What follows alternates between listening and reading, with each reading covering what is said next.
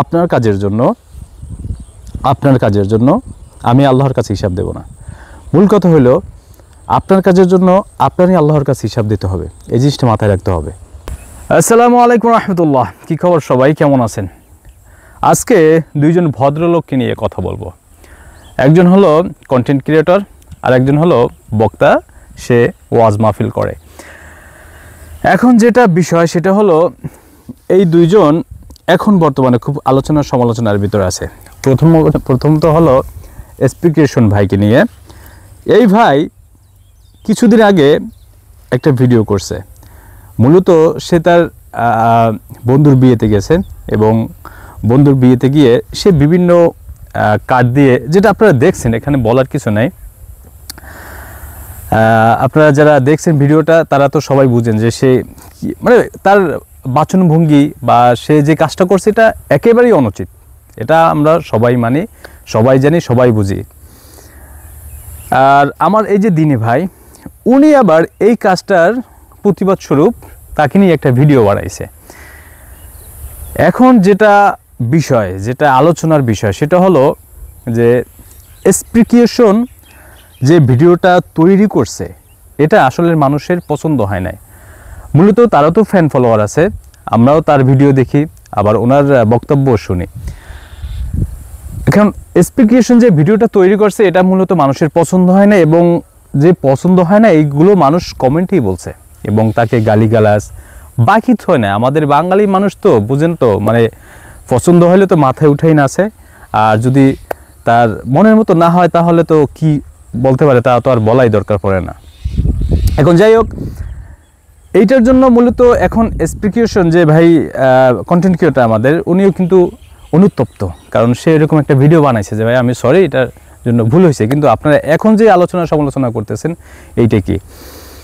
তো ভাই বিষয় যেটা হলো যে এসপি ক্রিয়েশন এই ভাই যে ভিডিওটা একটা মূলত 4 লক্ষ মানুষ দেখছে বা সামথিং এরকম কিছু, এরকম আরও বেশি হইতে পারে, কিন্তু আমাদের এই যে দিনী ভাই যে ভিডিওটা তাকে নিয়ে তৈরি করছে প্রতিবাদ স্বরূপ, সেখানে কিন্তু প্রায় 13-14 মিলিয়ন ভিউজ হয়ে গেছে।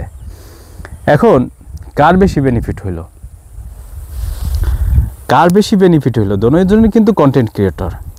এখন মানুষ আমাদের এই আলেম ভাইকে যেটা বলতেছে সেটা হলো যে তাকে নিয়ে ভিডিও বানাইছে ভিউর জন্য, কারণ এসপি ক্রিয়েশন সে একজন এখন ভাইরাল কন্টেন্ট ক্রিয়েটর, তাকে নিয়ে যদি ভিডিও করে তাইলে সে ভাইরাল হয়ে যাবে এবং সে বিভিন্নভাবে টাকা ইনকাম করবে। মূলত কথা কিন্তু খারাপ বলে নাই মানুষ, এটাও ঠিক আছে, কারণ মানুষকে কিন্তু দেখাই দিয়েছে যে দেখেন তার সামনে কিন্তু সে ওয়াজ মাহফিলে না, সে যে কোনোভাবে এটা বক্তব্য দিতেছে একটা রুমের ভিতর, তারপর সামনে যে একটা ল্যাপটপের মতন সিস্টেম করা দেখেন, ওটা কিন্তু একটা ছবির মতো দেওয়া বসানো।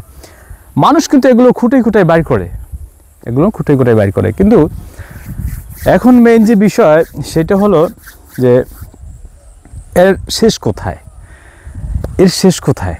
তো আমরা তো এগুলোর শেষ দেখতে চাই, যে একজনের পিছনে আরেকজন লেগে থাকবে, এইরকম হইলে তো সমস্যা।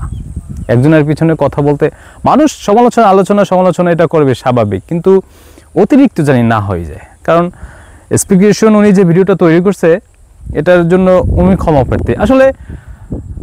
প্রার্থী মানুষ আসলে সোজা হইতে চায় না, কারণ এই এসপি ক্রিয়েশন ভাই কিন্তু আগে থেকে এরকম কন্টেন্ট ক্রিয়েট করে। আর ভাই আরেকটা বিষয় হলো যে কন্টেন্ট ক্রিয়েটর যারা আছে তাদের কন্টেন্টের ভিতর ফান থাকবে, মজা থাকবে, এরকম এটা থাকবেই, এটা কোনো ফ্যাক্ট না, কোনো বিষয় না। কিন্তু আমাদের এই যে আলেমে দিনী ভাই, ইনি কিন্তু আরও একবার সমালোচিত হয়েছে, এবং সেটা হলো আমাদের বরিশালের যে কাফি ভাই আছে তাকে নিয়ে। কাফি ভাই সেও তো একজন এখন পপুলার কন্টেন্ট ক্রিয়েটর, তাকে নিয়েও কথা বলা হয়েছে, এবং মানুষ এখন বলতেছে যে এই লোক, এই হুজুর বাছাইকৃতভাবে যখন মানুষ ভাইরাল হয় তার ওই ভাইরালের পরিপ্রেক্ষিতে সে কথা বলে এবং সে এখান থেকে সেও নিজেও ভাইরাল হয়ে যায়। তো এখন এই মানুষের কাদা ছুড়াছুড়ি আর কত হবে?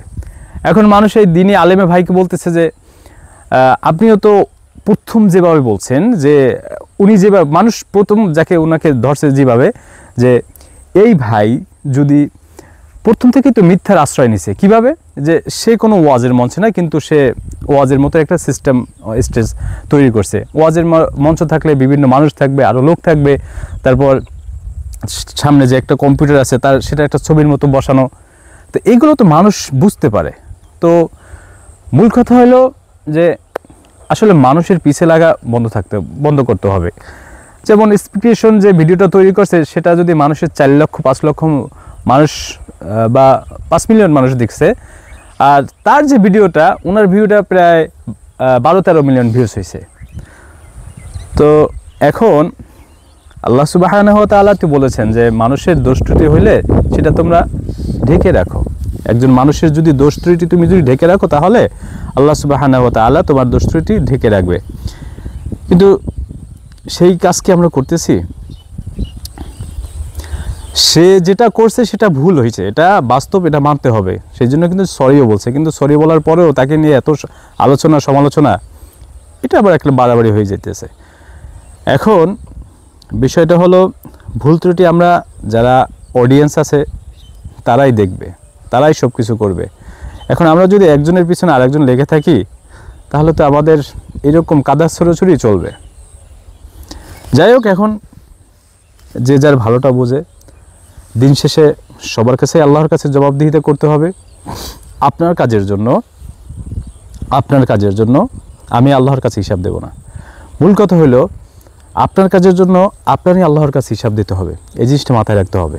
যাই হোক, ভালো থাকবেন, সুস্থ থাকবেন। আসসালামু আলাইকুম ওয়া রাহমাতুল্লাহ।